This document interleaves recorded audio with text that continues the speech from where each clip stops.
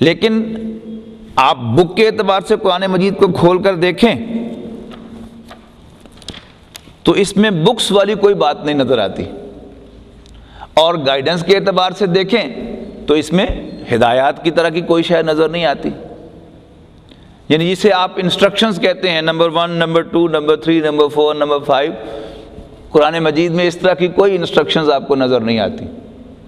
کتاب کہیں تو پھر سوال یہ ہے کہ جن کتابوں سے ہم واقف ہیں، میں اور آپ واقف ہیں، ان میں سے یہ کسی کتاب کے ساتھ نہیں ملتی۔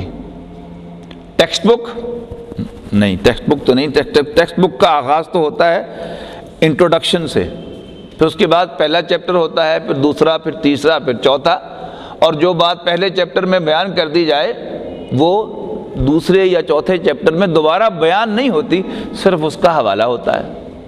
تو معلوم ہوا کہ یہ ٹیکسٹ بک تو نہیں ہے۔ پھر ناول ہے؟ نہیں، ناول بھی نہیں ہے۔ افسانہ ہے؟ نہیں، کہیں کہیں افسانوی رنگ تو ہے لیکن افسانہ نہیں ہے۔ پھر یہ کیا کوئی ڈرامہ ہے، کوئی سٹوری ہے، قصہ ہے؟ نہیں، قصے تو اس میں بہت ہیں، کہانیاں بھی بہت ہیں، لیکن قصوں کی اور کہانیوں کی کتاب نہیں ہے، اس لیے کہ اتنے بے شمار قصے اور کہانیاں قرآن مجید میں ہونے کے باوجود ماں سوائے ایک کہانی کے کوئی کہانی بھی کہانی کے ڈھنگ سے نہیں ہے۔ یعنی ایکسیپشن تو آپ سمجھ گئے کہ حضرت یوسف علیہ السلام کی کہانی قرآن مجید میں سورہ یوسف کے اندر یعنی بالکل کہانی کے انداز میں بیان ہوئی ہے، اور پورے مزے لے لے کر قرآن مجید نے اس کو بیان کیا ہے، بالکل ایک ایک سٹیپ اس کی ڈیٹیلز کے ساتھ۔ لیکن باقی اور کوئی کہانی قصے کے انداز میں نہیں ہے، بلکہ توڑ توڑ کر کہانیوں کو بیان کیا ہے۔ یہاں بھی وہ کہانی مذکور ہے، پہلے پارے میں بھی، دوسرے میں بھی، چوتھے میں بھی، 10ویں میں بھی، 13ویں میں بھی، 15ویں میں بھی، اور 28ویں میں بھی، اور 29ویں میں بھی۔ خاص طور پر حضرت موسیٰ علیہ السلام کی کہانی تو اس اعتبار سے بڑی عجیب کہانی ہے۔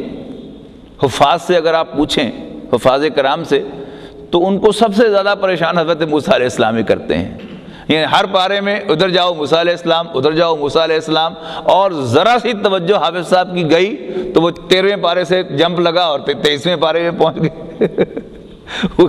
ایک بزرگ کا لطیفہ ہے کہ وہ شبینے میں قرآن مجید حفاظ ایک دوسرے کو سناتے ہیں، تو ظاہر ہے کہ ہر پروفیشن کے جوکس جو ہیں وہ اس پروفیشن کے ساتھ ریلیٹڈ ہوتے ہیں۔ تو شبینے میں حافظ صاحب ایک قرآن مجید سنا رہے تھے، تو 11ویں پارے میں وہ کہیں پڑھ رہے تھے، تو پیچھے سے شرارتاً یا غلطی سے لقمہ دے دیا دوسرے حافظ نے کہیں 21ویں پارے کا، تو انہوں نے بھی پھر جواب دیا پورا اس کا کہ پورے 11 سپارے کھڑے ہو کر سنا کر، اور جس آیت کا لقمہ دیا تھا وہ 2 دفعہ پڑھ کر پھر کہا اللہ اکبر۔ تو حضرت موسیٰ علیہ السلام کی کہانی تو ایسے ہی ہے کہ ذرا حافظ صاحب کی توجہ ادھر سے ادھر ہوئی اور حافظ صاحب پھدک کے ادھر سے ادھر چلے گئے، ادھر سے ادھر چلے گئے۔ تو لیکن قرآن مجید نے بہرحال اس کہانی کو خوب بیان کیا ہے، اور اگر آپ کیلکولیٹ کریں تو شاید 30 پاروں میں سے کم 3 پارے جو ہیں وہ حضرت موسیٰ علیہ السلام ہی کی کہانی پر مشتمل ہیں۔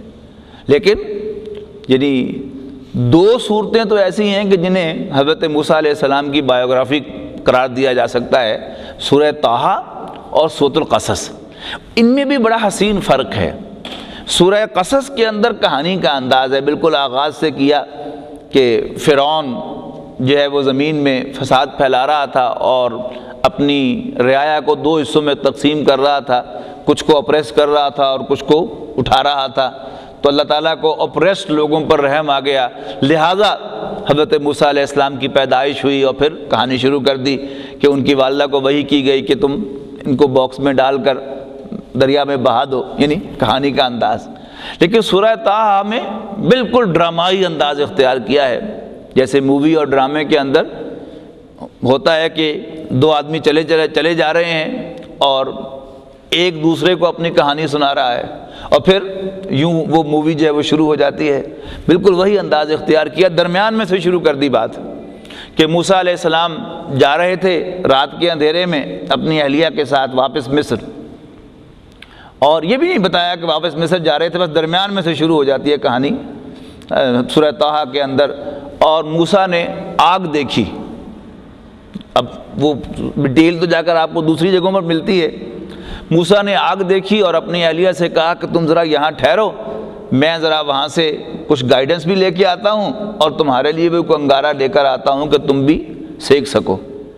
اب جب وہاں پہنچے تو ایک دم آواز آئی، موسیٰ جوتے اتار دو، تم پاک وادی میں ہو اور میں تمہارا رب ہوں اللہ۔ اپنا عصا پھینکو، عصا پھینکا، اژدہا بن گیا۔ کہا کہ نہیں ڈرو مت، پکڑ لو اس کو۔ پھر کہا کہ اپنا ہاتھ گریبان میں سے بغل میں لے کے جاؤ اور نکالو، نکالا تو بالکل سفید ہو گیا۔ کہا کہ اچھا یہ 2 نشانیاں ہیں میری، یہ لے کر جاؤ فرعون کے پاس، انہ طغیٰ، وہ سرکشی پر اتر آیا ہے، اور اس کو جا کر خبردار کرو۔ تو حضرت موسیٰ نے کہا کہ میں تو پہلے ہی قبطیوں کا مجرم ہوں کہ میں نے ان کا ایک آدمی قتل کیا ہوا ہے، وہ تو مجھے دیکھتے ہی قتل کر دیں گے، تو یہ آپ کا مشن جو آپ مجھے سونپ رہے ہیں یہ کیسے پورا ہوگا؟